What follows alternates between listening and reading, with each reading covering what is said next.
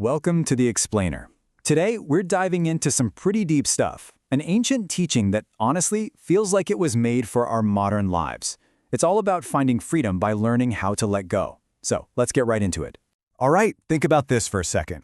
When we hear untimely death, our minds probably jump to something sudden, right? A tragic accident. But what if that's not the whole story? What if the real tragedy is actually the one that happens so slowly we barely notice it?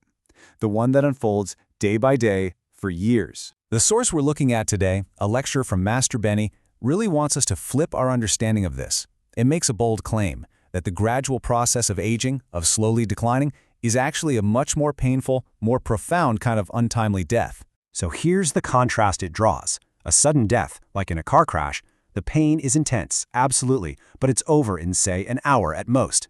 But the slow decline of aging, that's a different beast entirely. That's a pain you wake up with every single day. It becomes your reality. And as Master Bennie says right here, having to endure that day in and day out, well, how can you say that isn't an untimely death? In fact, it's even more painful. It's this long, drawn-out tragedy where the suffering just doesn't stop. And what does that suffering feel like in real life? Well, it means the things you used to love doing, you just can't anymore. Your body won't cooperate. Food starts to taste bland. Your mind gets frustrated and irritable, and you might even start pushing people away without meaning to, which just leads to this deep loneliness. It really all just boils down to that one constant nagging pain of wanting things you can no longer have. So what's causing all this? You might think it's just aging itself, but the source says, nope, that's not it. The real problem is how we react to it. And there's this fantastic, simple metaphor that explains it perfectly.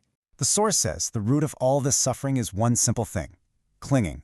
In Vietnamese, the word is bám víu, and it's exactly what it sounds like. It's that mental habit of just grabbing on for dear life, to our youth, to past glories, to who we thought we were, and just refusing to unclench our fists. And this brings us to that central metaphor. Just picture it, a monkey sitting by a lake at night.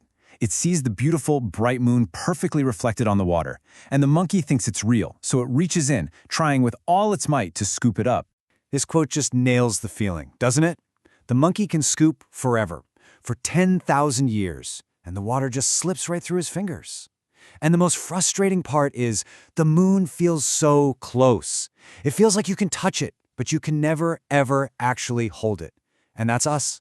That's our relationship with all the things we cling to. It's an impossible task that just leads to endless frustration. Okay, so if clinging is the big problem, then the solution has to be the exact opposite, right? And this leads us to a really clear, actionable way to find some of that freedom we're all looking for. It's laid out as a simple 3-step path. Step 1 is buông tay, which means you just let go of your grip. You consciously decide to unclench that mental fist. Step 2, buông xuống, you let it down. You let that thing you were clinging to just drop. And finally, step 3, từ bỏ, you renounce it completely. You walk away and decide it's not going to control you anymore. And this is so important.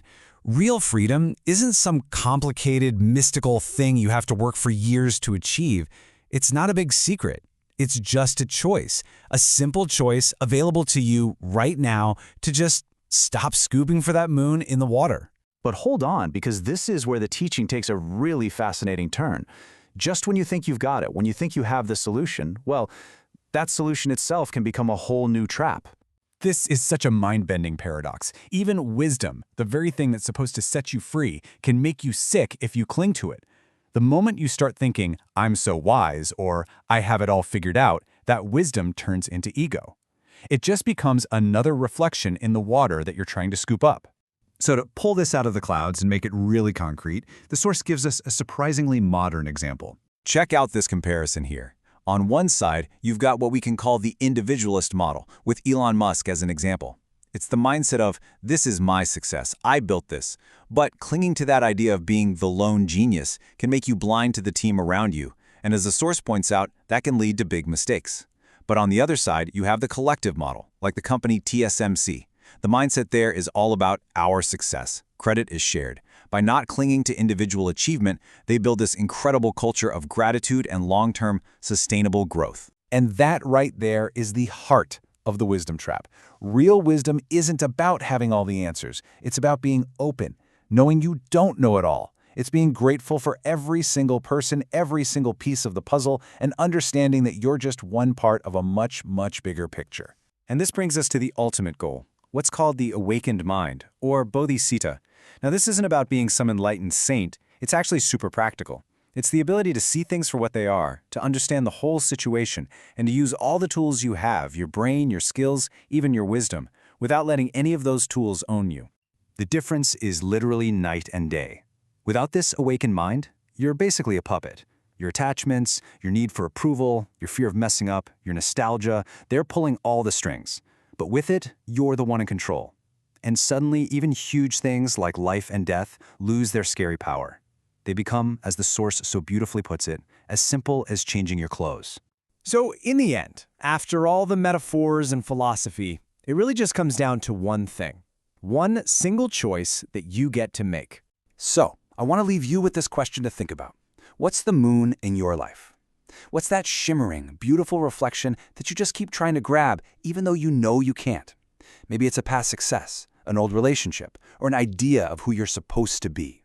Just seeing it, just recognizing it, that's the first step. And then choosing to let it go, well, that's freedom.